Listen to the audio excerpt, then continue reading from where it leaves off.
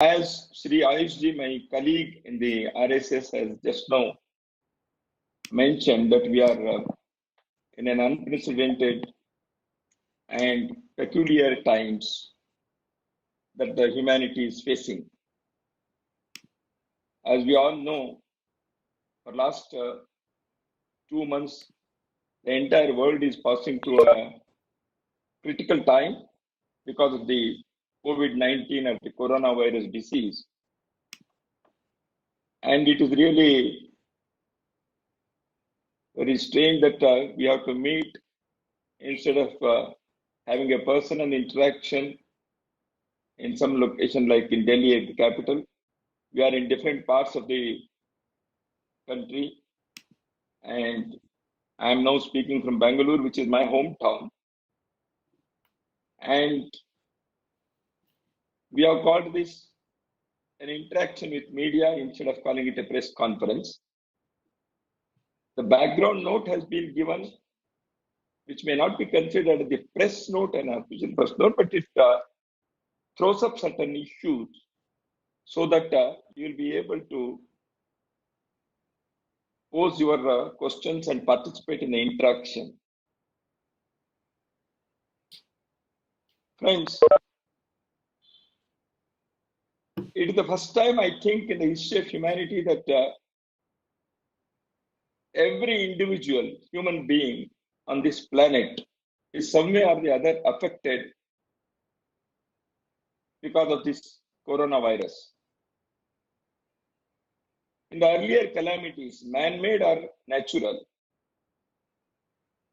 like World War situation, not all the countries were affected and not all the human beings on the globe were affected. Many countries did not participate. And no earlier natural calamity ever in the past had such a wide impact. No contagious disease or pandemic in human history has engulfed entire humankind. So that's why it's for the first time, I think, if I'm right, that the whole world is grappling with an unprecedented situation, and the enemy is enemy of all, irrespective of the status of the human beings, irrespective of the language they speak, the nationality they have, or the educational background, or belong to any race, community, etc. So that is why the common enemy for all human beings is this coronavirus. So that's why the fight also has to be on this basis that we should not have any discrimination in fighting this challenge. I do not want to go into the statistical details, which we all know, how every minute it is changing. Last night when we sent out the note, it was 3.68 million people were affected. Now just before entering the hall, I saw it is already 3.72 million people are affected. Last night we thought it is around 2,54,000 people dead. Now I saw just before entering this hall, it is already 4,000 addition, 2,58,000. It is 7% of the people who are affected. Recovery rate is also there, 33 to 34% recovery is there. However, this large number of our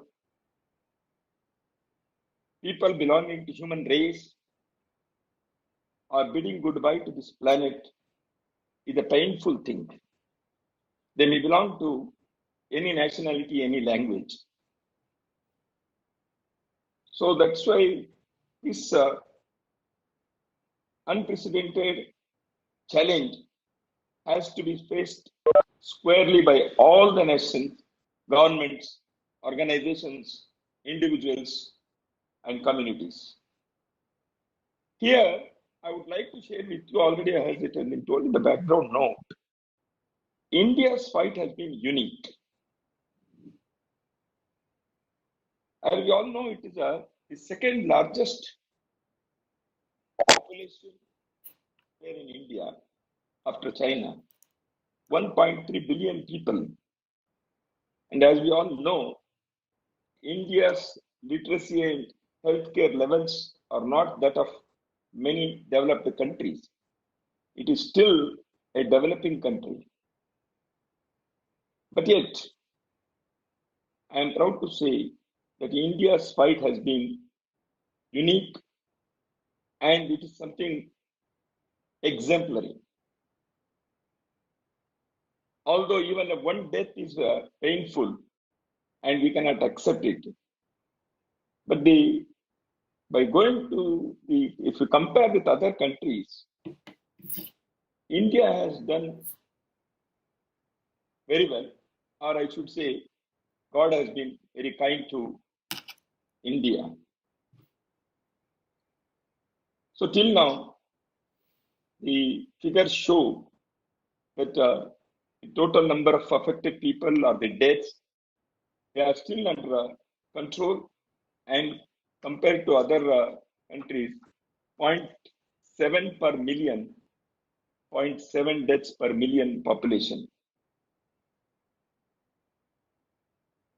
India's fight has been unique in another way, that is, the union government and the various state governments, all the state governments, and the society, civil society, they came together to fight this challenge. In the very first week, on the first day when the government of India came to know about it, immediately they formed a group of ministers, etc. And now it is all history. I need not go into those things. They announced 24 hours curfew and then 21 days lockdown. And now we are already lockdown 3.0. This is the third lockdown announced. The way Indian society has cooperated with the government and behaved as very responsible society is something remarkable. This story shows that ordinary Indians who are generally spiritual minded, they have a bent of spirituality and cooperative nature. Because in the past also, whenever there were some calamities of this kind, maybe smaller in size, they have fought against that. People voluntarily they came out and they extend helping hand to all the people and to fulfill their daily needs like food and other things, medicine, etc. This time also, it is not an exception that the Bharatiyas, the Indians, in all places, in every corner of the country, because I have number of stories to tell that even in the remote villages, border areas, people who are living in shanty towns, they also have come forward to help the fellow beings. And the civic society organizations like temples, gurudwaras, churches, mosques, matas, deras, they have also played their role exemplarily. The first need was to provide food for the people who are daily wages, who are migrant laborers. Then to look after the weaker section of the society. And another thing was to provide medical care for the non-corona patients. That's why a large number of people have donated blood in different parts of the country. It was not required for the corona patients. It is for others. Because of the lockdown, the situation was such that everything was not available, but everything was made available because of the sensitive society and organized way they did it. That is a proactive government and a decisive government on one side, and a sensitive society. When they come together, what can happen, a wonder, is there to see for all of us in India today. That's why even the third lockdown, people have been cooperating. No doubt there have been a number of incidents where migrant laborers have to move from one part to the another in such a vast country.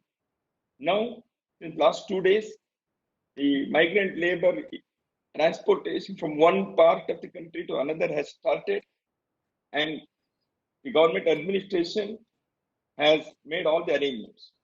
And the people, society, and the organizations like RSS and others, they have been volunteering to help the administration in easily carrying out these decisions of transferring the laborers to their hometowns and home states. Friends, I am speaking on behalf of RSS, being the RSS functionary. Most of you must be knowing that the RSS, the Rashtriya Swayamsevak Sangh, has always been first to rush to help the needy people at times of crisis and calamity, whether it is a natural calamity or man-made calamity, like train accidents and others, or the natural calamity like floods and earthquakes. The RSS volunteers in the past have always rushed to the scene and they extended their relief activity. In this crisis also, the Rashtriya Swayamsevak Sangh, which had its most significant event of the year, that is National General Council of the Akhil Bharatiya Pratinidhi Sabha, was to be conducted, was to be held in Bangalore. But the leadership of the organization decided not to have it. They cancelled it, and many had already started, and we stopped them. Those who had reached, they were sent back with all the health protocols which the administration had mandated.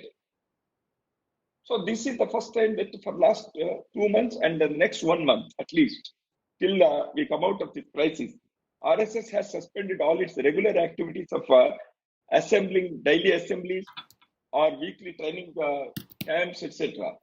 So we had to take a decision much in advance to address this challenge. And RSS Seva activity, that is service activities, now again the figures are astounding. For any organization, it is huge. Nearly 342,000 Swayamsevak volunteers are carrying out the Seva activities in nearly 68,000 places in this vast country. More than 5 million families have been given necessary help. People who are needy about food or groceries or medicine, etc., they have been provided. So, in the background note, other figures are there. I would not like to go into that. What I want to say is how Indian society has been.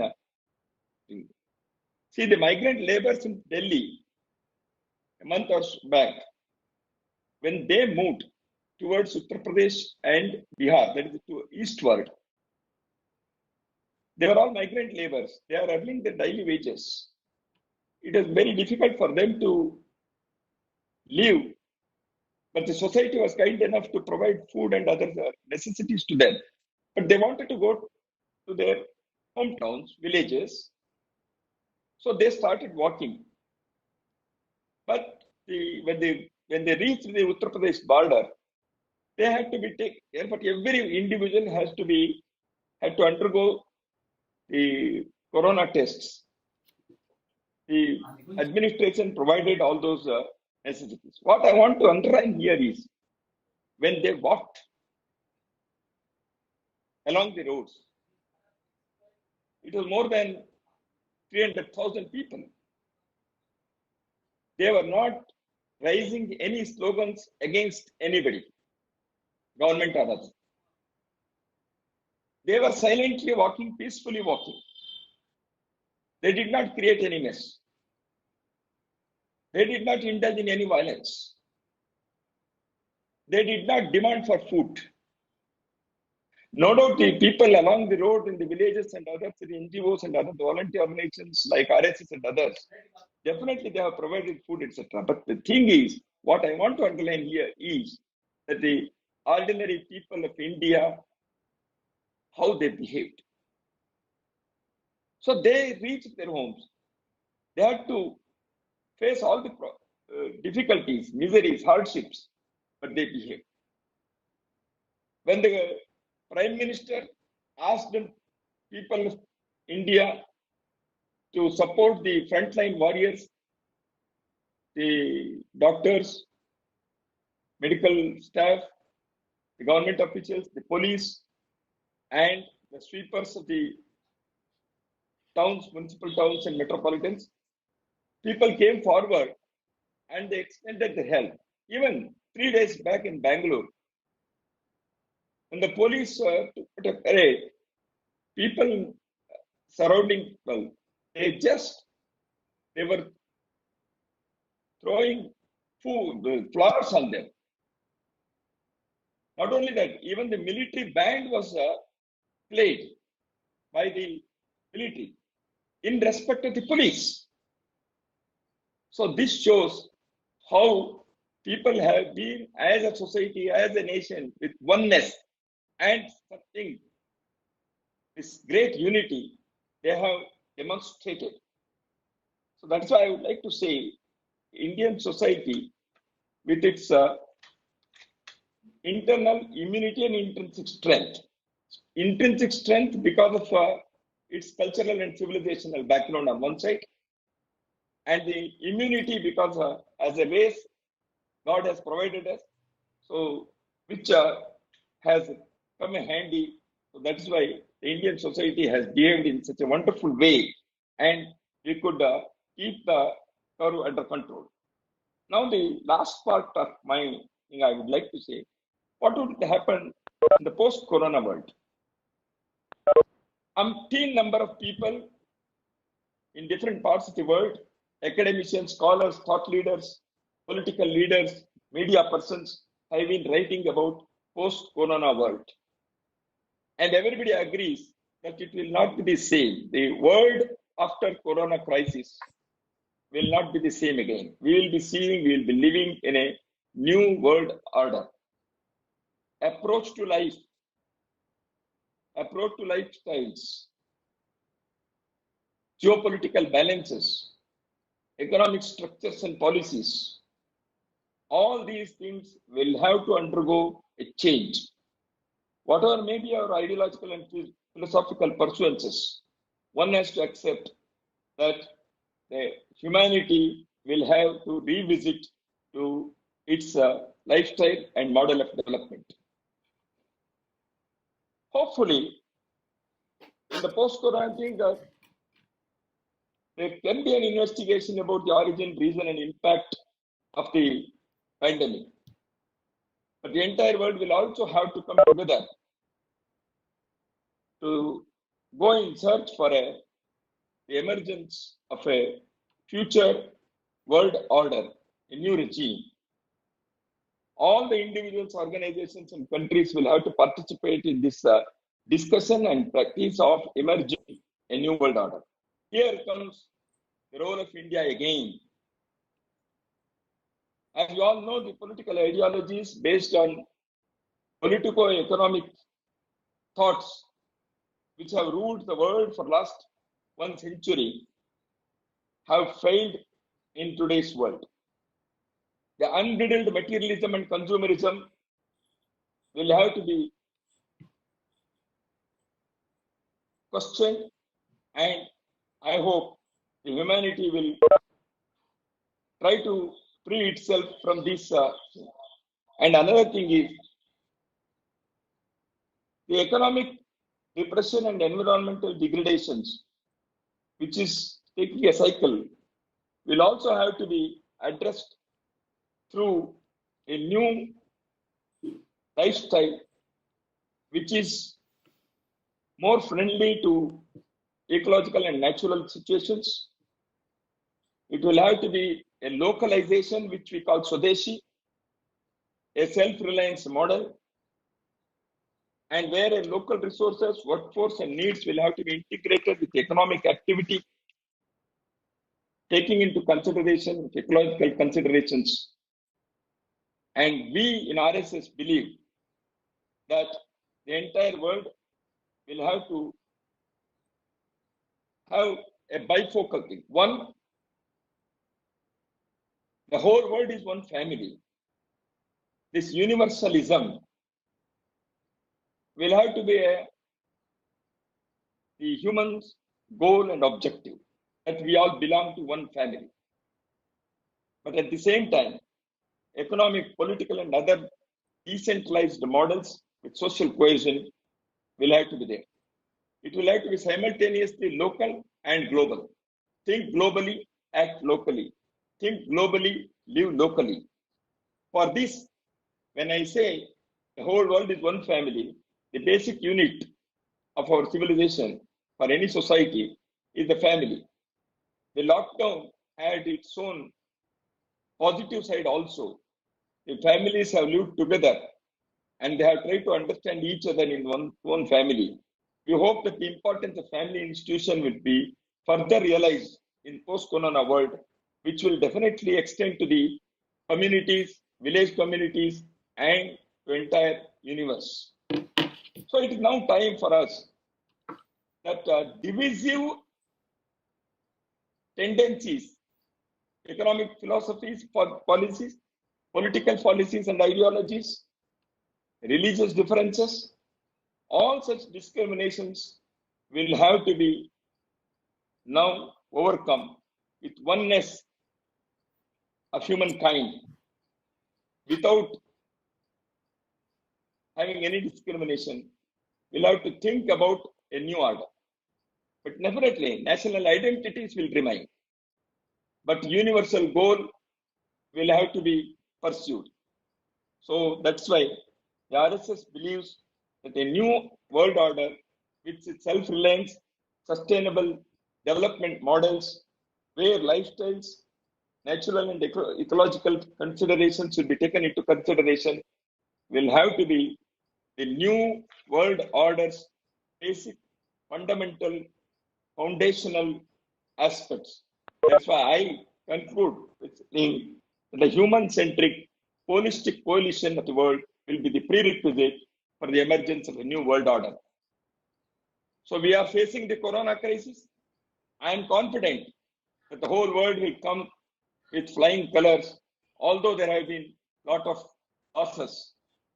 We will pass through this, but the crisis will herald a new era of human dignity, welfare, and oneness. Thank you. If there is anything for me to say as a response to your question, I'll be happily doing it. Thank you for participating. Thank you, Dattaji, for your opening remarks. Friends, there is a WhatsApp number that has been shared to you. In case you have missed it, it is also mentioned in the chat. The questions need to be sent to the WhatsApp number. The question will be read out along with the name of the journalist and the media house, and then Dattaji will give his response. So if questions have already been received, Radhakrishnaji, you can read out. Yes, I will start. Yeah. So the first question is from Sri Sautik Biswas from BBC News. So the question is, what do you have to say about the growing public perception fanned by members of the ruling party that Muslims are to blame for the coronavirus spread in the country? Do you believe that scapegoating a community for a disease is advisable at a time when social cohesion is critically important?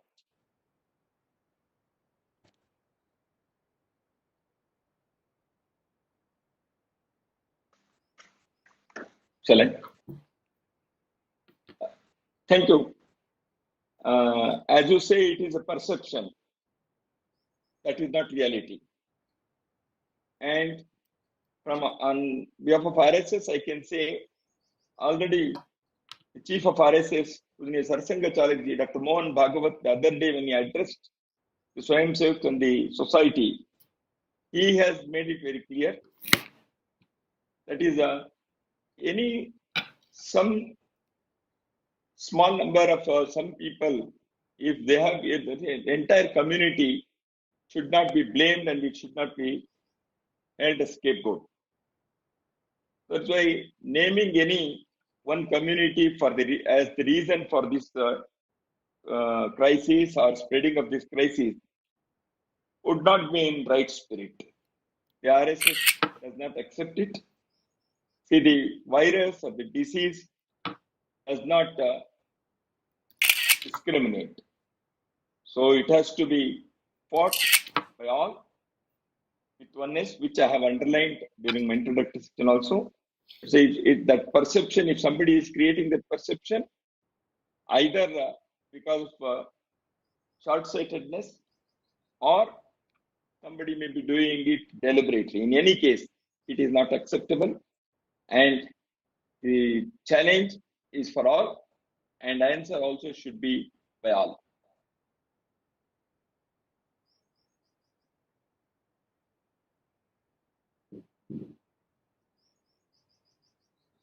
Okay, the second question is from Dr. Awad from Sana, South India correspondent. The question is, after Mohan Bhagwatji's message to not to target a community because of the fault of a few, what is the follow-up on this issue? Is related to the first question. So do you think that the cadres of what is the follow-up action? What is the follow-up action taken after Mohan Bhagwatji's message to not to target one community? So do you think the cadres of RSS are following the instructions? So what is the message you would like to convey to Arab countries? So where more than 8 million Indian expatriates are living in Harvard.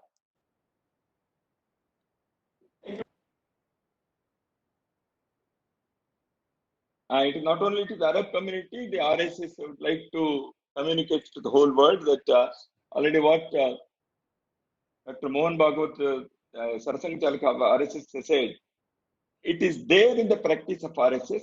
Of course, even when he has said, the follow-up action is also there. One or two things I would like to share. Some 3-4 prominent leaders of the Muslim community in India, they have written to Dr. Mohan Bhagwat, welcoming and appreciating his stand.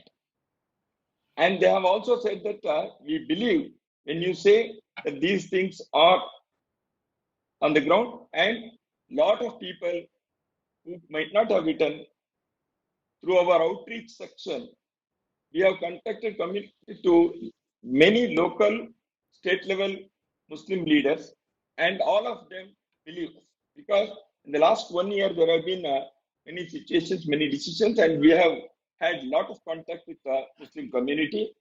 And even during this challenge, while extending the help to the needy people, RSS has these RSS volunteers have not discriminated anywhere. As always in the past, we have never discriminated, whether it is donating blood, distributing groceries, food, providing food, or anything. And there are scores of examples where Muslim community people have received the help. I can say in Delhi, in Shaheen Bagh, in Purana Delhi, Old Delhi, Silampur, many Muslims have received the help from the RSS, and in some cases, some Muslim community people also have come forward to make some donations to the RSS functionaries to carry on this help. Now, coming to the international community, as you have asked about the Arab community, where a lot of Indians are also there. Yes, of course, because of such situations, there may be unfortunate incidents and scenario. We should not generalize it. In the last years, we have also been visiting many such Muslim countries. Many of our friendships are also there. So I again assure that Muslims in India and their well-being is well taken care of both by the government and by the society, including RSS. Because when Mohan Bhagwatji he told 130 crore, 1.3 billion people are sons and daughters of Mother Bharat. So we cannot discriminate with our own sisters and brothers. That's why I assure them once again, there is no such thing. We have followed up. We have real contacts with them at all levels. And we are working on many occasions hand in hand also. The perception has been made, which is an unfortunate thing. So that's why I again assure all of them. Okay.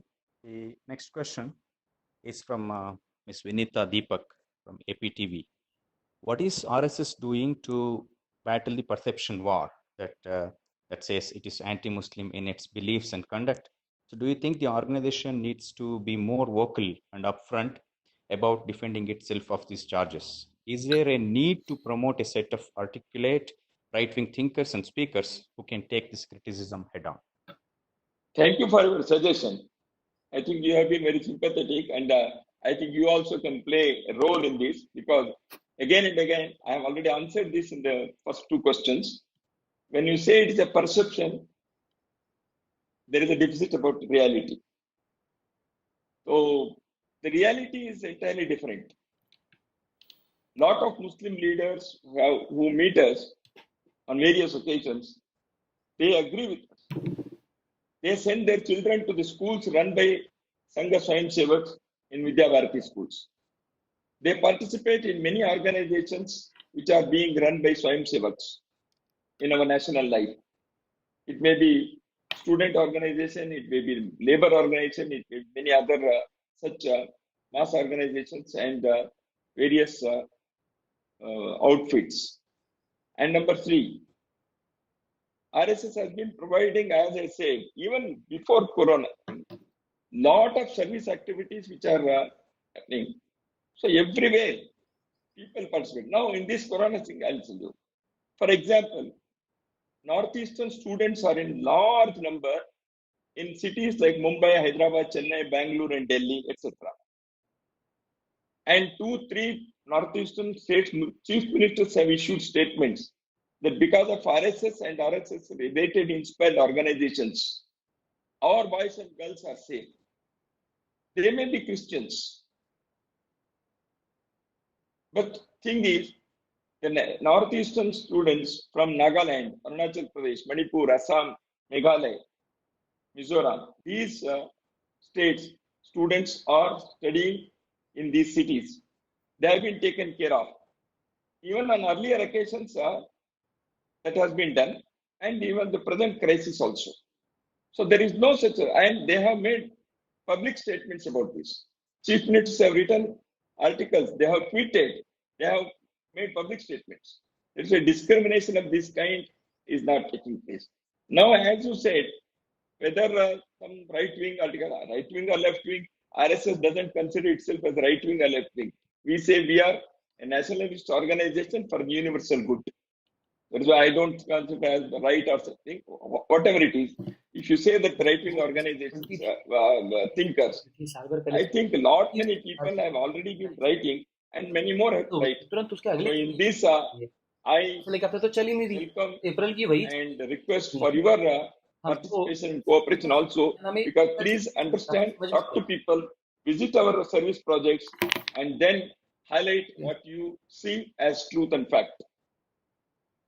Thank you. Okay. The next question is from Mr. Takeshi. He is from Japanese newspaper Asahi Shimbun. So the question is, some countries, including US President Trump, said that it is necessary to investigate the origin and the reason of the pandemic. So also, some of them said it was due to Chinese and virus coming out from the institution in their facility. So what do you think of this?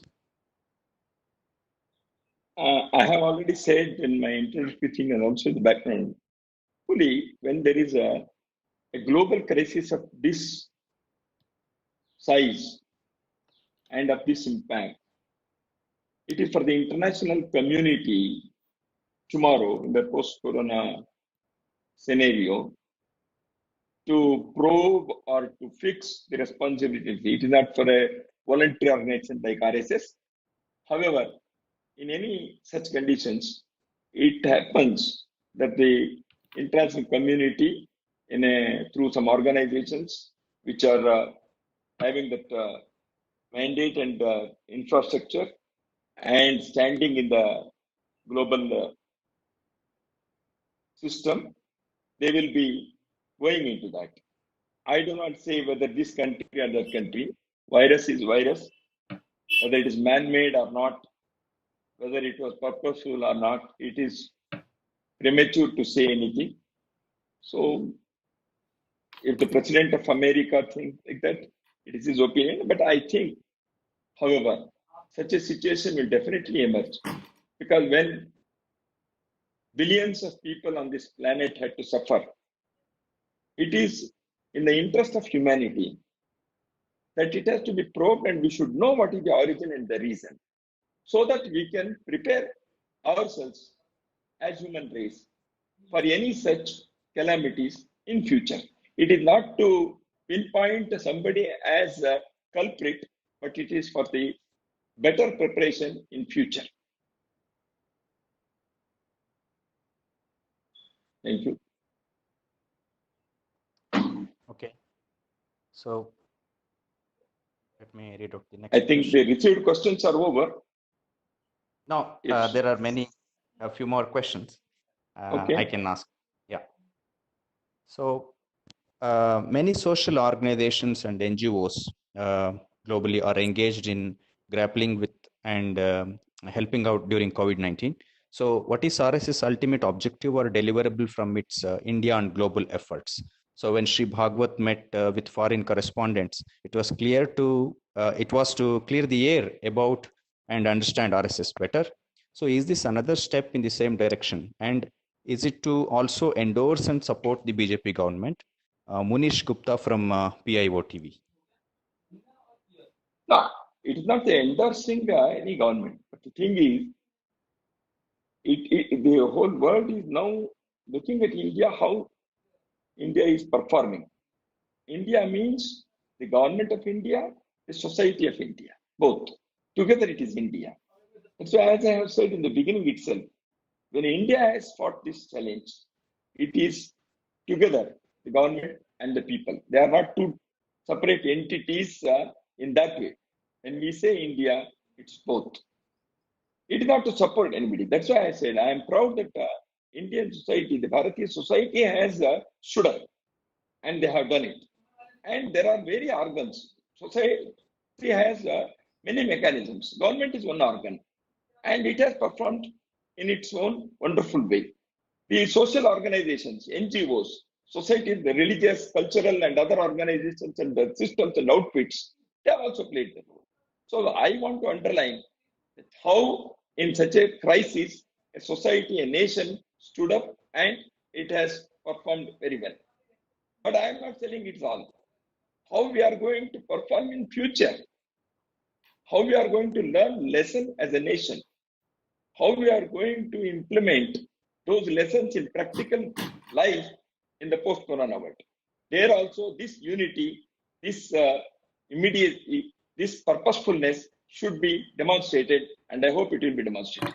So that is the reason why we thought of interacting with you. That's how RSS looks at the things. Okay. So another question from Sri Rajesh Rai from Wall Street Journal. The question is, so how is India gearing up to fill the void that would be left in China's high-end manufacturing sector due to the pandemic? So why should global companies choose India to shift some of their manufacturing bases to India and not Vietnam or other Southeast Asian countries? What's the incentive that we will? Yeah, it is for the government now to prepare a very detailed policy and economic thinking that they will have to do. Already, government of India had in last 5 years had opened certain of its intentions that make in India, etc. Already been there, and lot of such initiatives on the part of the government of India there. And in many states, even the state governments, BJP or non-BJP, They have also been welcoming lot many people to invest in Indian states.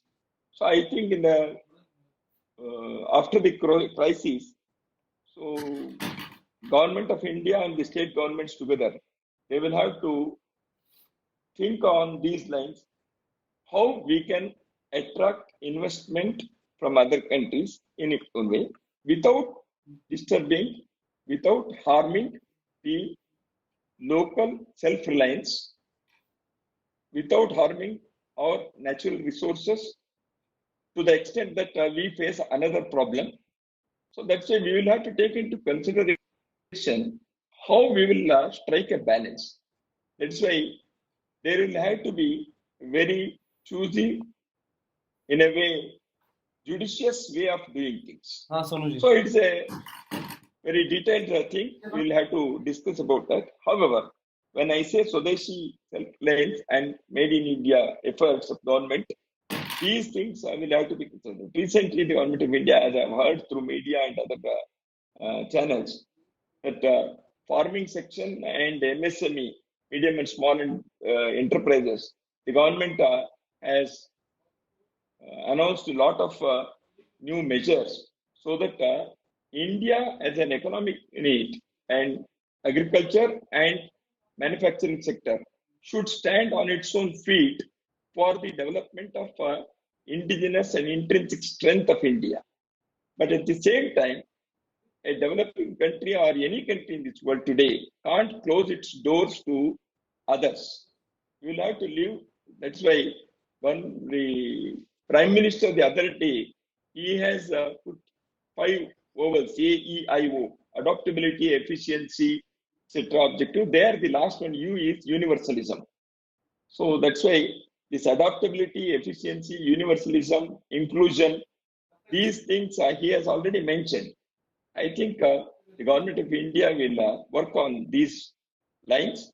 Definitely, Indian situation will be very conducive in the days to come for better investment. Another, apart from natural resources, the human resources of India, which has been proven, that's why Indian human resource is also another, and social climate will definitely be an attractive destination for investment. Yeah, there is another question. This is from Sibyl Lich, ARD, German TV. So you have spoken about a new world order after Corona crisis. So how do you feel about the political and economic position of India? India is second largest population and it is the most important, vibrant, democratic country. So if anybody can speak of democracy, I am proud to say that Bharat, India can speak about democracy. Because we have lived when all around, particularly in the neighboring countries, when democracy has faced lot many challenges, and many a time they had to bid goodbye to democratic setup. It's India which has stood up, and after 1947, after attaining independence, India has been very proudly a democratic country, a vibrant democracy lives here. So that's why for the political thought, I need not say more than this, that Indian elections are happening very regularly, and the small villages also, the panchayat elections take place. The democracy is in the blood and DNA of Indians. So that is about the political situation. About political philosophies and economic policies and philosophies, I think, as I've already explained, these things will have to be, and not many people, the political and economic thinkers in this country, living and in the past, have provided enough foundational material to build up on those ideas. Gandhiji's Sarvodaya, integral humanism of Deen Dayal Upadhyaya, Sapta Kranti of Dr. Ram Manohar Lohia, all these things will come handy because Okay. they will take into consideration ले, of Swadeshi, self-reliance, natural resources, मेरे human resources, अलग से भेजने की and जरूरत also have the local and global perceptions. One is local needs to be attended, local cultural diversities should be protected, safeguarded, but also have a global outlook. Because anything that happens anywhere in the world will definitely affect human being positively or negatively. That's why we cannot do. So such a combination, अच्छा well balanced, holistic thinking will have to be there. I think this is where India will play a role. I am sure about it. अच्छा ये data एक से मेरे को Yeah, समझा दो there's आ गया one more follow-up question. Data practical So, life की जगह subject you have based emphasized on perception of RSS. The question is, will the globally work done by HSS, Seva, etc. in COVID-19 help moderate the otherwise held view that RSS is a right-wing Hindu-only ये तो organization? सब भरा हुआ है ना वो भरेंगे किसमें क्या Yeah, the Swayam Sevaks who have formed organizations in different countries, they are not strictly speaking, it's not RSS. RSS works within Indian borders. However, the Swayam Sevaks all over the world, in more than 25 countries, which the reports which we have received, they have been rendering wonderful services, particularly as I mentioned in the United States itself, 1,500 volunteers of Hindu Swayam Sevak Sangh are engaged in various activities of providing food, masks, and medicinal and healthcare, etc. So these things have been going on even in the past. When there was Katrina hurricane, or when there was earthquake in Nepal, or when there was problem in Sri Lanka, or in different parts of the world. So Swayam Sevaks have come forward even in the past, and they have been doing it. It is not for any perceptional motive that the Swayam Sevaks do. They do it as their second nature.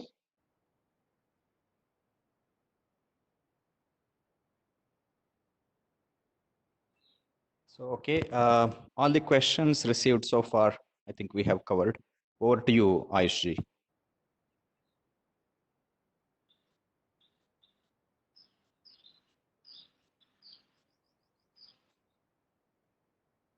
I see another 5-10 minutes.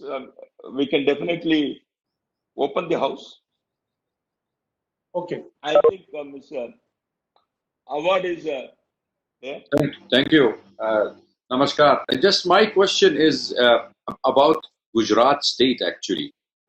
Gujarat has been the second largest affected state in India, despite the fact that people have been doing good jobs during disasters. As you said, I know during the earthquake, during the drought, and all the I have covered It's that Awad. state.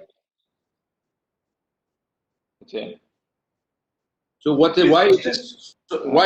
Why is it so much the infection in Gujarat? What is your assessment to that? No, that way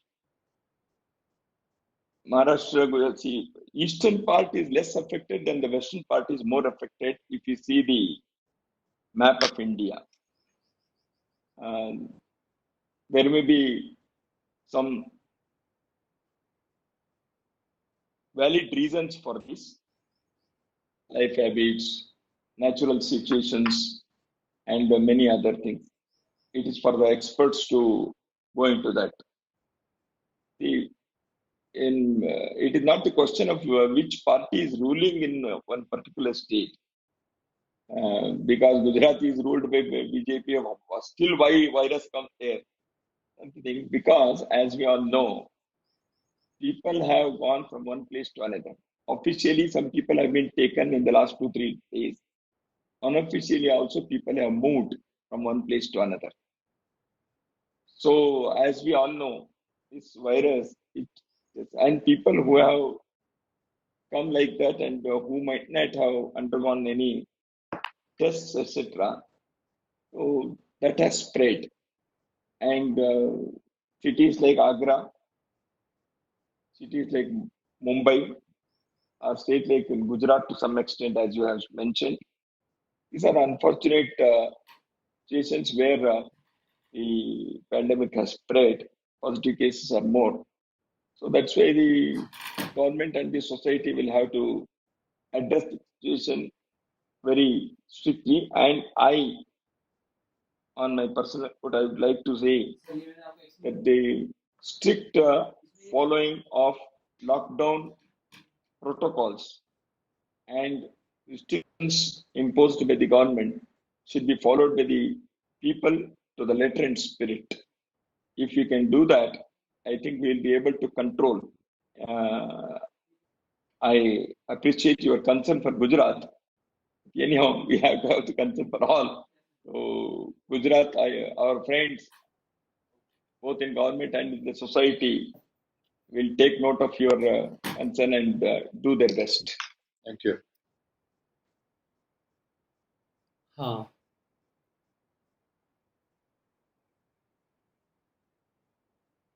हाँ हम इसका code लिख रहे हैं import करने का हम Lataji, I think कर लेंगे शायद all the questions are done. I think some people, somebody had raised hand. मतलब Gentlemen. डाउट ये है मेरे को कि पता नहीं है but I think आप बोल Archana. Yes, Venkatnarayan. Yes, Yeah. Venkatnarayan. Please. Venkatnarayan, you have to unmute your microphone. हाँ ये भी एक बड़ा ट्रिकी क्वेश्चन है जो आप मेरे से पूछ रहे हो ना इसका क्या जवाब दूं मेरे को पता नहीं है क्योंकि कोड लिखना शुरू किया है स्क्रिप्ट हो रही है तो जब स्क्रिप्ट हो रही होती है ना तो मैं Yeah, I hope you can hear me. Yeah, audible. Yeah, India has the third largest number of Muslims living in the world after Indonesia and Pakistan. Pakistan. Yeah. Since the BJP came to power in 2014, some Muslims in India seem to be feeling insecure. What efforts is the RSS making to make them feel comfortable and secure in the world's largest democracy? Thank you. One thing, thank you for your question. And also the concern for any section of the society should be there by any, whether it is an organization person like me or a media person like you or anybody. One thing, why every time one section is not happy, one section is not happy, it is highlighted, I don't understand. Because Muslims, compared to any other country, are not less happy in India. On the government side, let us say, there is no discrimination of any law or anything till now. All the beneficiary decisions, economic benefits and others, they reach. For example, though I am not spokesperson on behalf of BJP or the government, as a responsible citizen, I would like to bring to the notice of the people that Jan Dhan, Ujjwala and all these things. If one goes and checks the facts, you will understand that it has reached the poorest of the poor in the Muslim community as well. I based at Lucknow in Uttar Pradesh. I have been in Patna in Bihar. Both these states have large number of Muslim community. But I have checked myself that these facilities, these benefits have reached Muslims. There is no discrimination. Secondly, they can perform their religious practices. They are celebrating their festivals. Video option of करने का option नहीं है और Muslims are happily living in. डाल सकते हैं उनको बस They can contest for elections.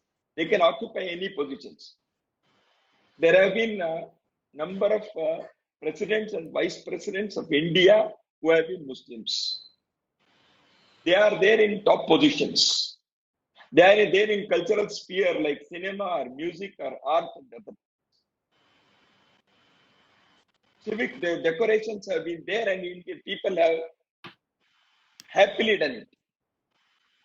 So I do not understand. Even unfortunately, some of the international agencies like recently United States Human Rights System, they have mentioned that India's record.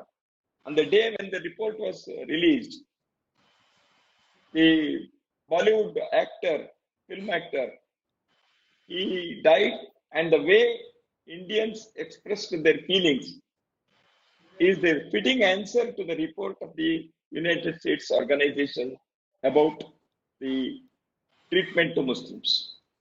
I think RSS need not do anything for the government and BJP because they are capable enough to defend their actions and they are capable enough to do this. But on behalf of RSS, I will say, we also as an organization have reached out to Muslim community leaders, which I have already explained in my earlier answers, that Muslims have been living in this country and they are part and parcel of our society.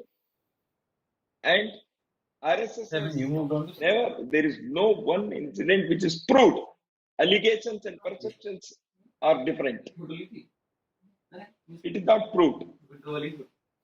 So that's why I think even this during this Corona crisis, the service that is rendered by Swayam Sevak is the, I would like to say, testimony how Hindu society looks at Muslims who are their brethren. It is for the people to have their own opinion. They are free to have it. But the fact is fact that Muslims are the kith and kin of this country and they have lived here. As I have explained, they are participating in all walks of life without any discrimination. Miss So Archana, in interest I understand you had a question. Miss Archana from Bloomberg had a question, I understand. So Did actually. Hello, Please. how are Yeah. you, sir? Fine. You? So actually, I had a question about what's been going on in the last few days about migrant laborers being stranded across India, and various states, and was seeking your comment basically on how you see. Are you satisfied with the way the situation was handled? So many people stranded. The kind of hardships that state governments and there was a lot of criticism about maybe there isn't enough coordination between the center and states, and also now a state like Karnataka has cancelled interstate trains because they want laborers to be in the state to ensure that the economy opens up. Do you think that is fair? No, they have not cancelled. It is the information is wrong. They have not cancelled.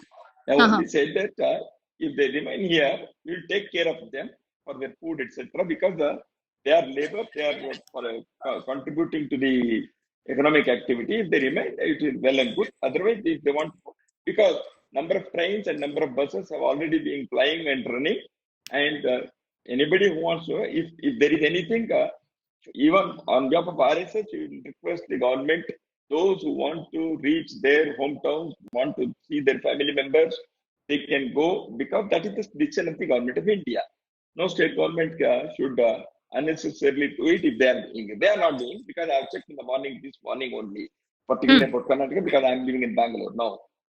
And as far as the other thing about migrant laborers, which you have raised, the question is, see, it's the situation is such, it is not, nobody could have planned for this.